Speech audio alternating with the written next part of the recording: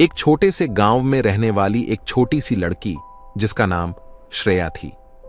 वह एक बहुत ही उत्साही और जिज्ञासु बच्ची थी जिसका सपना था कि वह अपने गांव की छायांकित सड़कों को सुंदरता से भर दे।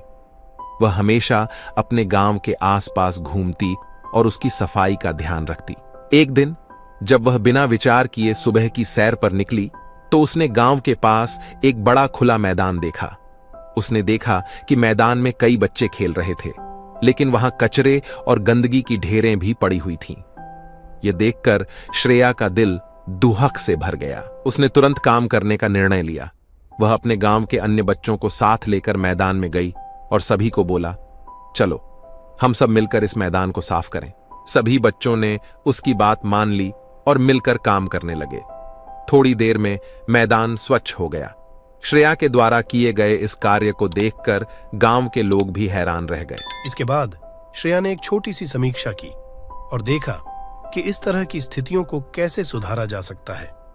उसने गांव के बच्चों को मैदान की देखभाल करने के लिए एक समिति बनाई और उन्हें आगाह किया कि वे इसे स्वच्छ रखें। समय के साथ श्रेया की योजना कामयाब हुई और मैदान हमेशा के लिए स्वच्छ और सुंदर रहा।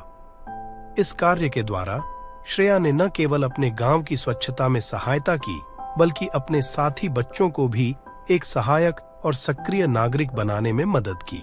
धीरे धीरे उसके प्रयासों का परिणाम गांव के अन्य क्षेत्रों में भी दिखाई देने लगा। लोगों ने उसे एक साथ मिलकर अपने गांव को साफ और हरित बनाने के लिए नेतृत्व किया। श्रेया ने अपने आप को एक आईना के रूप में सोचना शुरू किया। वह समझ गई कि जितनी स्वच्छता उसने अपने आसपास देखी, उतनी ही स्वच्छता उसके अंदर भी होनी चाहिए। वर्षों बीत गए और श्रेया ने अपने सपने को पूरा किया। उसके नेतृत्व में उसका गांव एक नया चेहरा पा लिया था। वह अब एक प्रेरणा स्रोत थी जो दूसरों को स्वच्छता की महत्वता सिखाती थी। इस तरह श्रेया ने न केवल अपने गांव को बल्कि अपने आप को भी बदल दिया और एक सच्ची नागरिक की भूमिका निभाई। उसने सिखाया कि छोटे प्रयास बड़े परिणामों को लाने में सक्षम होते हैं और इसीलिए श्रेया की कहानी गांव के हर कोने में एक प्रेरणा स्रोत बन गई।